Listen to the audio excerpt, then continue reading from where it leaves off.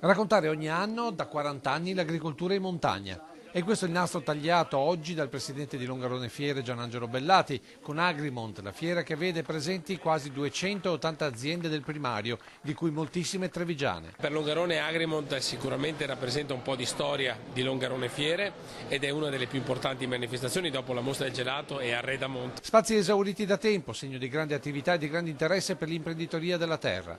E non solo dal Veneto, viste le presenze da 14 regioni italiane e da 13 paesi esteri. Questa è l'unica vera fiera d'Italia di montagna, è molto particolare e su questo noi ci distinguiamo. Non siamo in concorrenza con fiere di pianura perché noi ci occupiamo della montagna, in questo caso dell'agricoltura, zootecnia di montagna. Montagna Veneta che anche qui a distanza di 5 mesi non dimentica la tempesta Baia. Sono arrivati e arriveranno finanziamenti importanti anche per il ripristino dei boschi, quindi ci sarà molto da lavorare da queste parti. Evento che in parte ha contribuito allo spopolamento delle valli, per questo la montagna ha bisogno di una nuova visione politica, sia nazionale che comunitaria. Noi vogliamo partecipare con la nostra fiera a questa pressione che dobbiamo fare sulle autorità pubbliche sia nazionali che europee affinché l'agricoltura di montagna sia riconosciuta, ci siano esenzioni fiscali, aiuti, perché solo così si attirano i giovani e si evita lo spopolamento. E questo è uno dei temi della serie di incontri programmati sia per questo che per il prossimo fine settimana.